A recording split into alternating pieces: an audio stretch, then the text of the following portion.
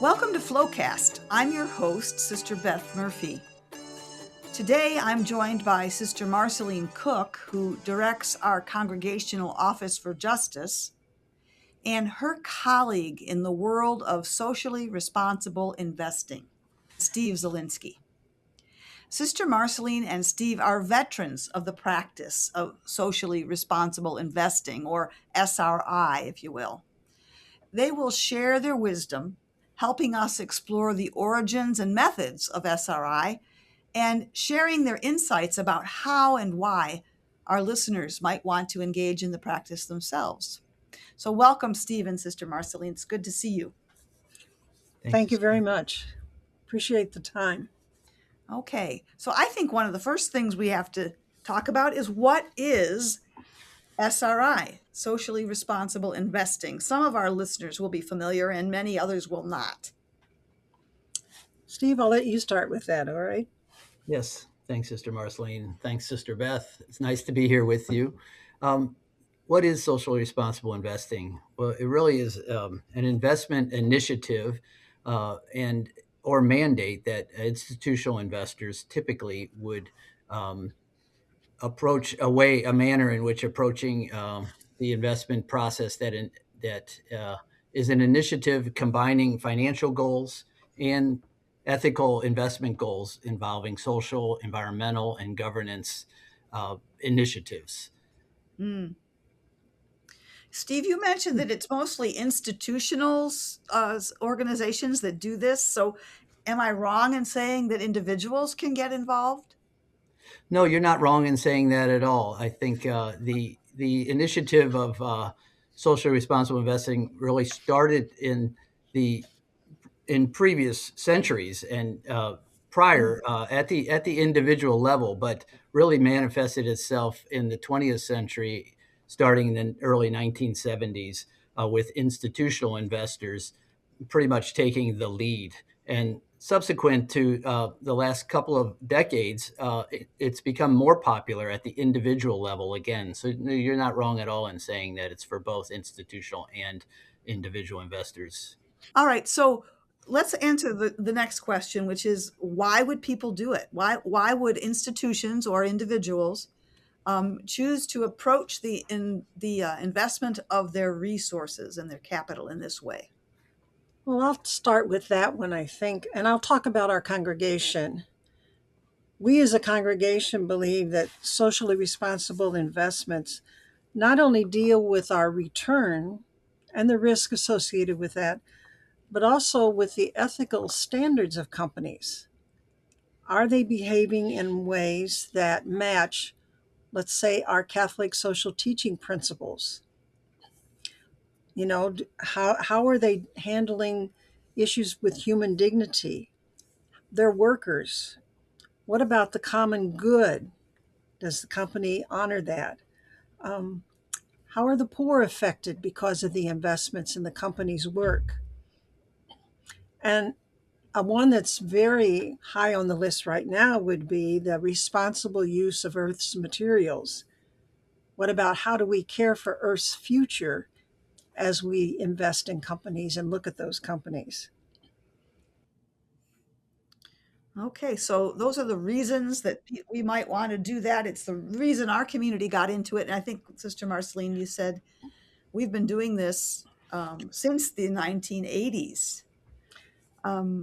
Yes, our Sister Linda Hayes, I think, was the one who developed this work with us initially when she was the treasurer of our community. Mm-hmm. And are there specific strategies for doing that? How, like, I know that you're working with Steve and Steve's company to oversee all of our investing. Like, how do you determine which investments you make based on our values and our commitments? Well, I could start by answering the first question you ask about, how do you approach, doing this in an investment portfolio. It has evolved over time, but there's about three primary aspects to it, or pillars. Having a restricted list or an exclusion list. to avoid participating or purchasing investments that are involved, companies who are involved in harmful or objectionable activities would be the first pillar. Shareholder engagement, meaning we can file as shareholders, owners of companies' stocks, we can file proposals or what are otherwise known as resolutions with the companies and be on their proxy statements each at the annual general meetings. And then proxy voting itself, each shareholder gets to vote the proxies each year. One of those votes might pertain to, or more than one, might pertain to shareholder proposals that are initiated by shareholders. And then finally, more proactively approaching the investments and by promoting the common good, buying companies who are doing things like renewable energy as opposed to the old school oil and gas approach, but more adopting, a reference toward climate change, a preference toward addressing climate change. So these are three aspects and three pillars. Sister Marceline might have more to add there. Well, I would just talk about the one that you mentioned about proxy voting, because I vote the proxies for our community. And we have investments for our community, for our retirement funds. But then what Steve and I also do, we have a few companies that we invest very little in, just enough to be able to file a resolution. Companies that we might not otherwise invest in, so that we can have an impact in that company.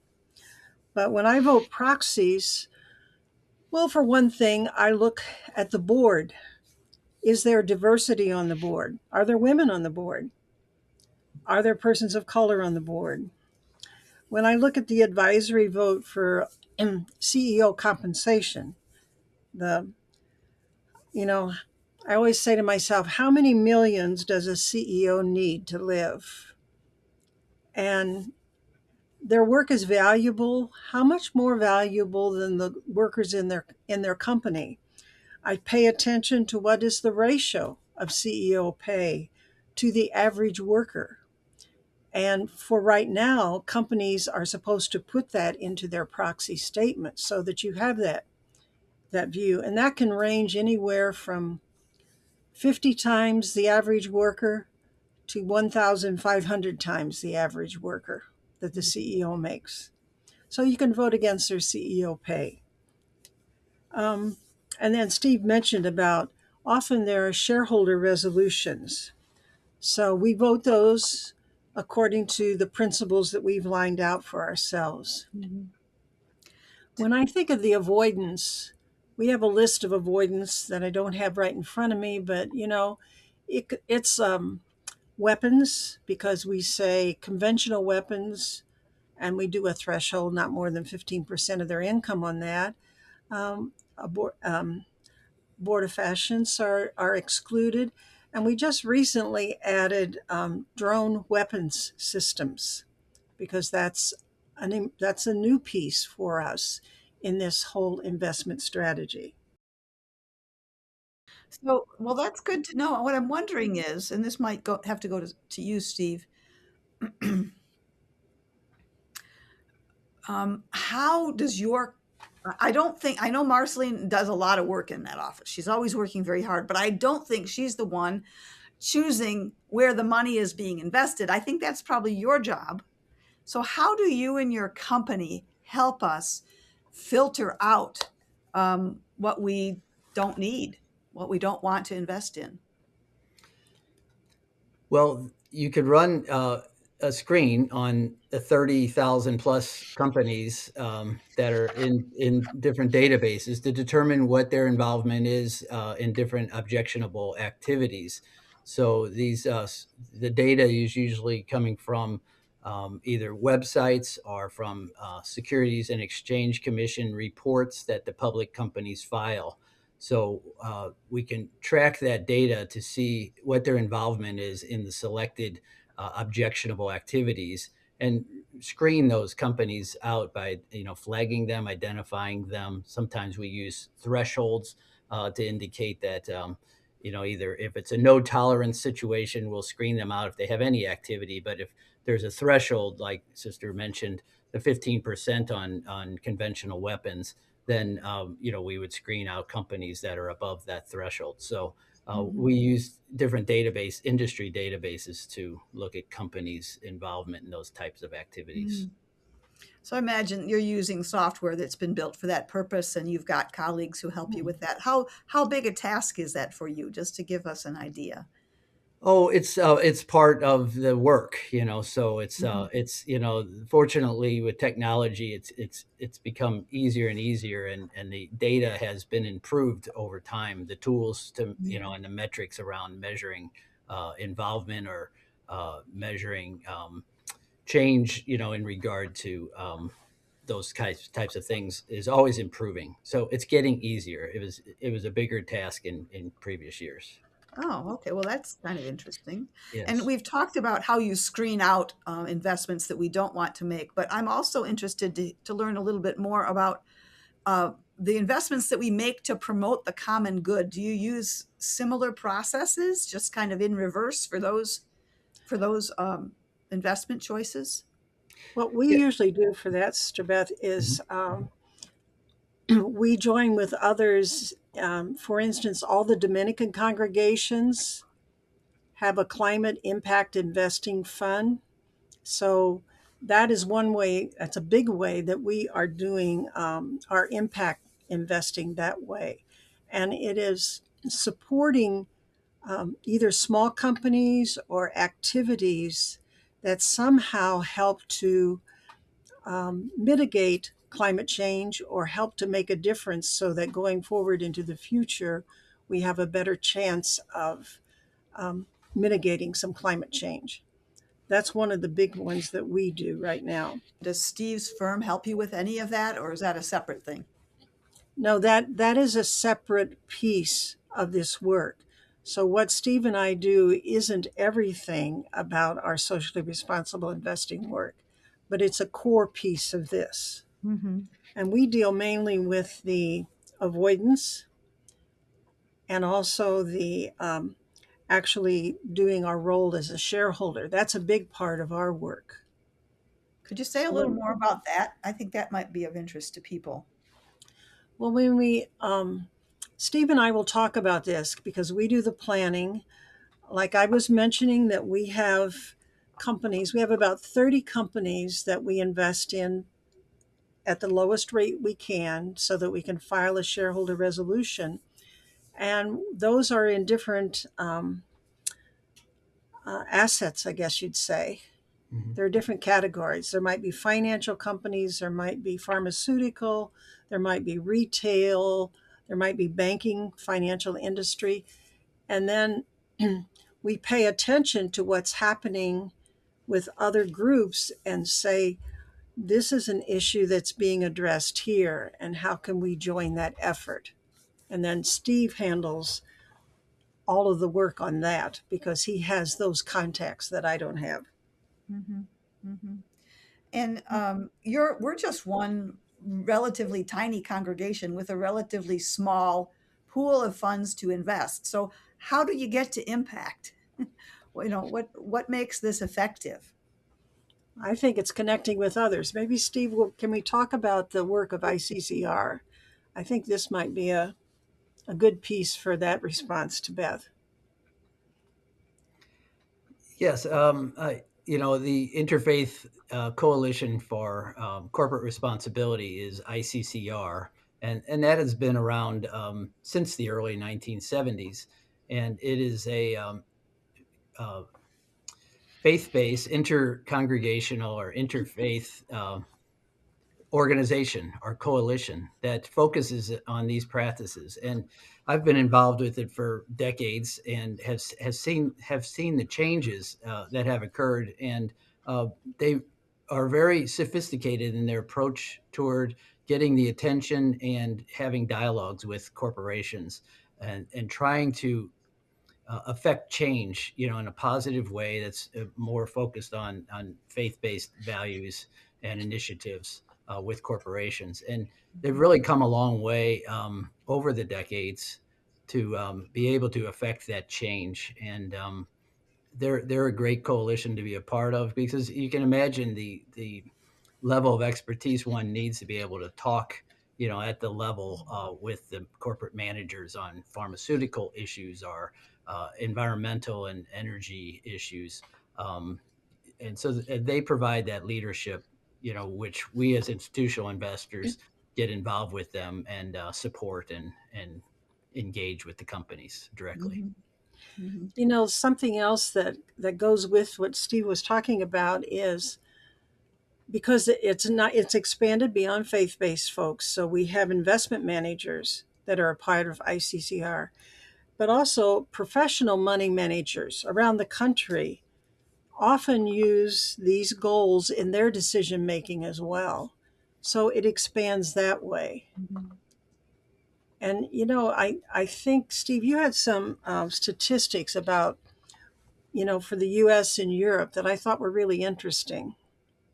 Yes, and Beth, you were also asking earlier about the institutional versus the individual investors, and just the numbers have grown over the years as investors have realized that companies who employ these types of principles, treating people well, managing risks better, governing themselves for the long-term benefit of the common good.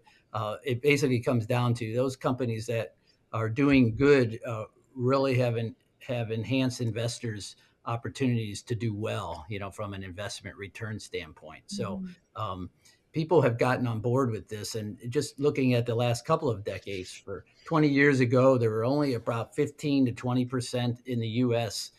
Institutional investors who had an SRI mandate, if you will, with a socially responsible component or conscientiousness regarding their investments. That has expanded from 20 years ago at 15% to 10 years ago at more than 2/3 or around 40%. And then now it's in the US, it's closer to 70 or 80% of institutional investors have a connection with this sort of initiative. Now in Europe, it's even higher. 20 years ago, it was about 1/3, and then 10 years ago, 2/3, and now it's up to about 90% of the investment vehicles out there for institutional investors, which could be broadly not just faith-based, but foundations and so forth, Mhm. Mhm. are geared around these initiatives of sustainability, ethical investments. That's I would have never guessed that, and I find that remarkable and also in a way inspiring. So there are many people in the United States and around the world who are, especially people who are in institutions, I'm guessing, who are making choices based on their values, is what you're saying. Hmm. Yes. Uh, Absolutely. Yeah, what can be wrong with that? And as you point out, Steve, doing good means also doing well. So it would be interesting to know how many of those people have moved to this model of investing basically for their bottom line, you know. Mhm. But they don't; those two don't things don't have to be separate. It seems. Yes, correct. Yeah. That's often a question. Like, if you do socially responsible investing, are you losing money? And I think Steve's comment there is is important to that. Mhm.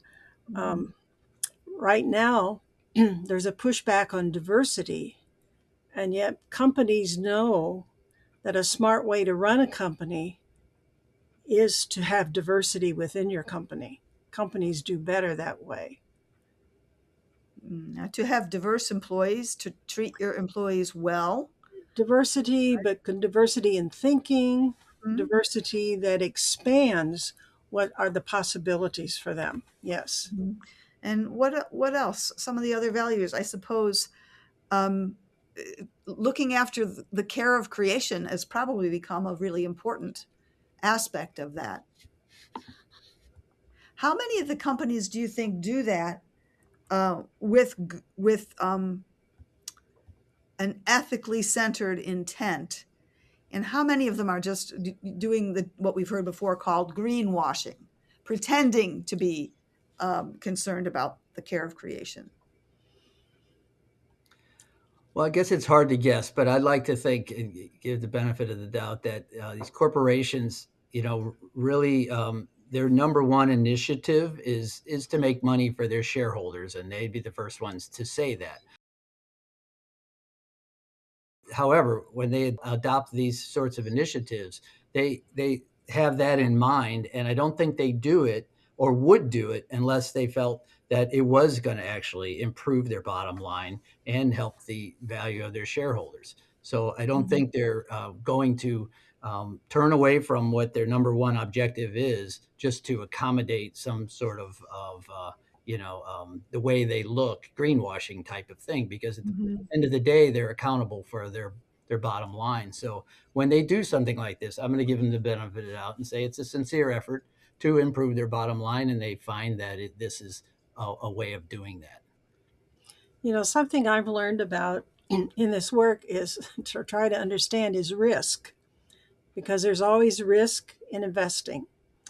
And so what we have done in the shareholder world is to have companies to look at what is the risk if you don't do things that are helpful to our planet.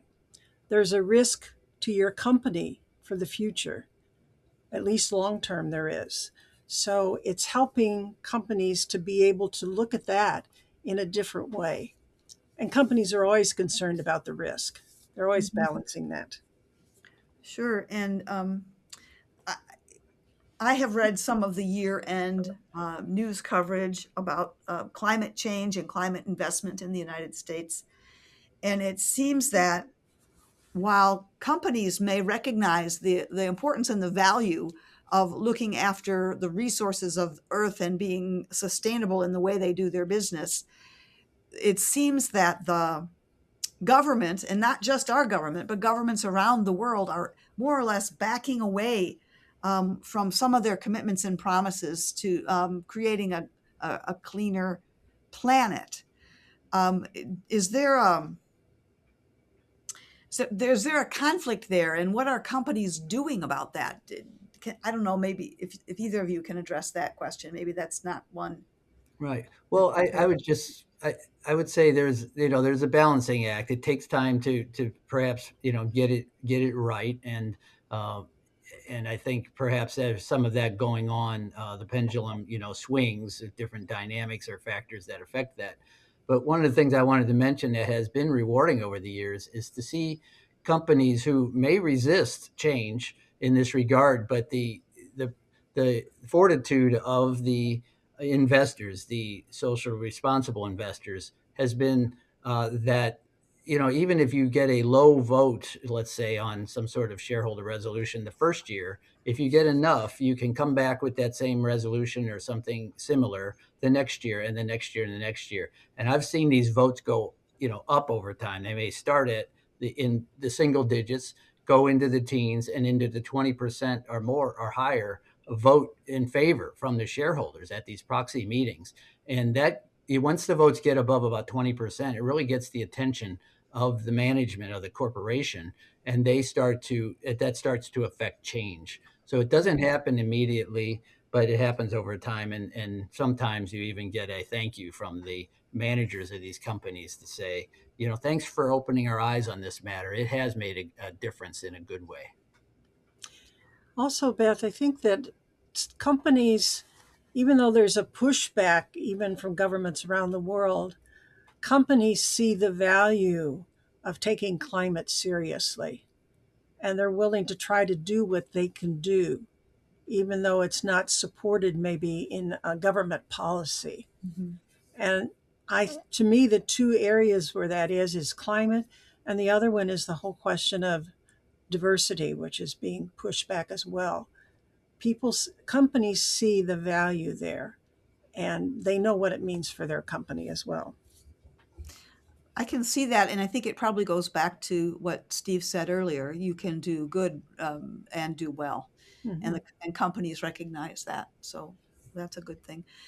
Could you, either one of you, talk a little bit about one of your most rewarding experiences? Where have you seen the greatest impact, perhaps? Or, it sounds to me, Steve, like you have the experience that sometimes change takes a long time. So I'd like to know, what's been one of your proudest moments in doing this work?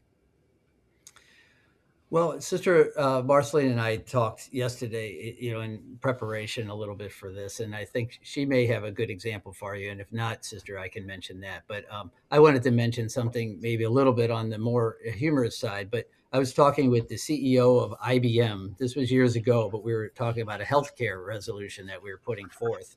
And the CEO of IBM is a very important person, and I was on the phone with some clients, and they were sisters.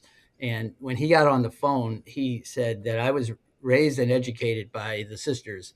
And he said, whatever my managers have been telling you or my legal counsel, I want to put that aside and just listen to you sisters. You tell me what you would like us to do at IBM, and I will make sure that we do our best to achieve it. He said, I trust you. I have faith in you and appreciate everything you've ever done for me. And he was, at a high level in the corporate world. And he said, tell me what you would like, and I will do my best to get it done. And I really enjoyed that. And I like telling that story because it ended up being a very successful engagement with IBM. And, I'll put that on my list as being one of the most rewarding. It sounds like it, and that's a great story to have to tell. Yeah. For me, I don't have the personal experience like that Steve does, but one thing I've learned about in this work was something that I didn't know before. They keep talking about the supply chain. And I thought, what is supply chain? What are we talking about? And what I've learned is in our work with, let's say, a large retail firm, when you say supply chain, you want them to look at where are the products that they're carrying in their store coming from? Who makes those products? Are those products made with slave labor or labor that's paid? That's the supply chain. And what I have learned is when you get a large retail company to agree to look at their supply chain and have an audit of it and keep track of it, what it does, it has impact on other companies. Because companies, if one company is doing it and it's a good thing for them, other companies want to follow suit. And that to me, I just was watching that and thinking, what a neat thing that you could do it that way. So small investors like us in cooperation with a group of that expands our volume in a way, something like ICCR, for example, or the Dominican Investments in Climate Change. People who have an ethical approach to their investing and are looking out for the good of the planet and the common good within their nation and within our world can and are make a difference, is what I hear you saying. Yes. Yes. It's powerful. And I think our listeners are going to want to know, how can they help? Do you have any advice for these small investors? Well, just for me, who knows less about it than Steve does, I would say if you have investments, then you have money managers that are helping you with your investments. So simply check with them about what they're investing in. Maybe your manager has the option for you to do some SRI work within your own portfolio, but just be savvy about it. Also, if you vote proxies, pay attention to what you're voting. So many times I've heard when people vote for proxies, they just automatically vote with whatever the company says, because the company puts on, this is our recommended vote for everything. And so be thoughtful about those. That's good advice. Steve, you have any Yeah. additional advice? That's very good. I agree. Thank you, Sister Marceline. And I would just say that echoing Sister's comment about working with the professional money managers, they have very good access. They're talking to the chief financial officers of these big corporations. Oftentimes, it's about their projections, financial projections, and so forth. But in recent years, because of the popularity of investing in a socially conscious way, they have become experts in their own regard in this capacity. And it's good for the investors to challenge our managers to um, talk at a higher level, know what the issues are, go to the corporate leaders who they have regular dialogues about finances and things, and say, bring up these issues, social, environmental, governance issues. Those topics up with the managers. Those are very important to the investors. And without the investors, none of them really have what they need to run their businesses. So the investors have a say and use the voice that we have as shareholders, to make a difference. Where would someone start? Say someone is investing on their own. Where would they start to learn about those issues, Steve? Does ICCR have resources that they can turn to? Yes, and I think online, there are a number of organizations that are, interfaith or secular, who have uh, made commitments and who provide education.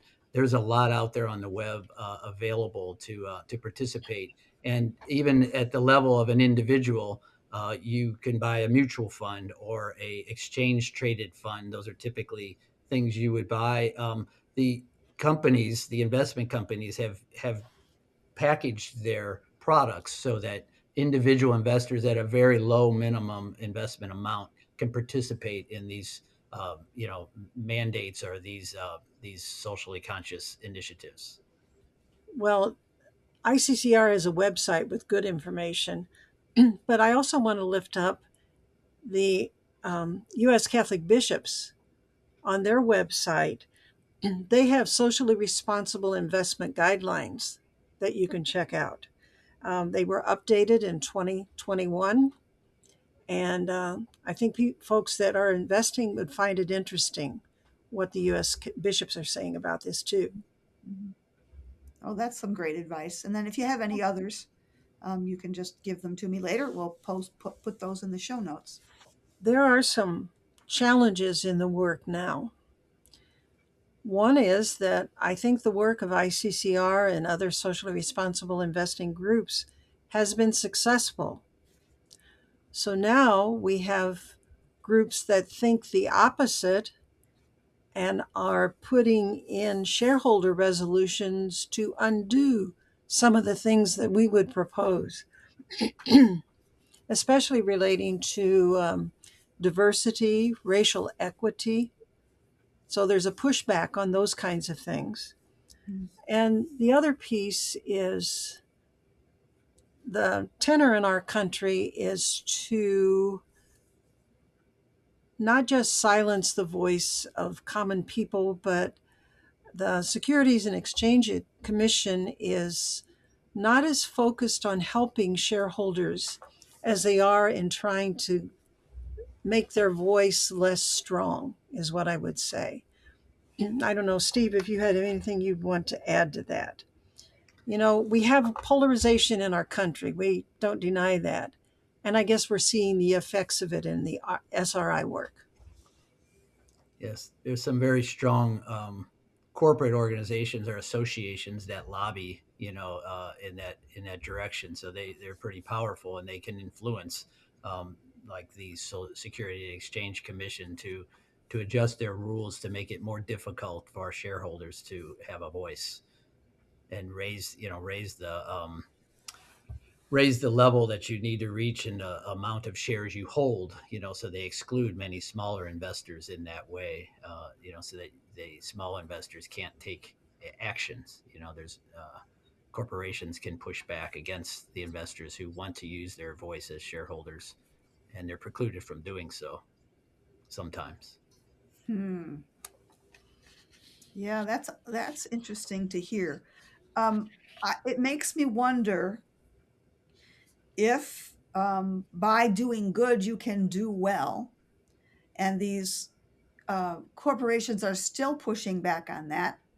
What's their motive? It probably isn't financial, is my guess. Is that something either one of you could address? I think maybe companies are pulling back because of the polarization of our time. there is a pushback on moving forward with addressing climate change. There's a pushback on moving forward with greater diversity, equity, and inclusion. There's a pushback on racial equity. And so when companies are caught in that, they're trying to tread to keep themselves viable as a company and also being able to operate within our own country here. Does Within the that work? context, within the current context. So it's a kind of, well, maybe this is too narrow, but I was going to say it's a kind of cultural move um, to face the market realities in the United States at this time. Yeah. Does that work for you, Steve? Yes, I think that's fair to say. You see a distinct difference between the U.S. and in Europe. You have most corporations uh, abide by some of the rules are the rules of the government there, and the rules there are more in tune to the socially conscious investors than they have shifted to in the U.S. So I do agree that's true. The other reason why corporations are able to successfully avoid some of the shareholder voices is they claim that there's interference, that the shareholders are trying to interfere with the way they run their business. And there is a Securities and Exchange Commission rule that says that you are not supposed to interfere with running the business, but as a shareholder, but you can offer suggestions to the board, about the company overall and the behaviors, but not in the running the aspects of the business that the corporate managers are responsible for. So sometimes there's a interpretation difference between the shareholder and the corporations, and that's where the battle happens. So then the SEC, the Securities and Exchange Commission, has to work it out and say, well, is this a interference issue, or is it a valid question and proposal that the shareholder is raising? And so that's sometimes where the battlegrounds that they're fighting over as to whether or not it's a valid request. Hmm. And in the middle of all that, ICCR and other groups like that are investing based on ethical principles that they believe in continue to can be in some ways a prophetic voice, it seems. Absolutely. I've been very impressed with ICCR, their staff, but they also depend on persons that are in religious communities in their investment offices. They depend on persons that are with investment firms who have expertise in this, and they can do wonderful work.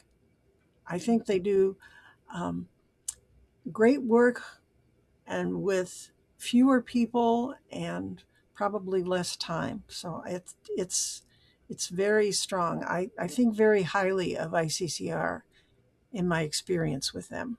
Mm. Well, and thank you to both of you. This has been a learning conversation for me, and I hope as well for those who will listen to it. I appreciate all that both of you are doing for our congregation, and Steve, I imagine for others as well. So thanks to both of you for providing insight into the value and purpose of socially responsible investing. We often say that budgets, in other words, the way that we choose to spend whatever capital we have, are moral documents. And I think today we learned that very well from the two of you. How we choose to use our financial resources speaks loudly about what we value. Our budgets can be really vivid statements of our passion and purpose. And I've learned from you today, they can change the world. And so I think that's the biggest takeaway for me is that by paying attention to how we use our resources, we can be forces for good in the world. And that's what we're all about as Dominican Sisters of Springfield. Yeah, for the life of the world, for sure. Right. Yeah. So on behalf of the Dominican Sisters of Springfield and the Flowcast team, that's Brandon Durham, Jean Ann Miller, and myself, thanks for listening to Flowcast. And until next month, God bless you and yours.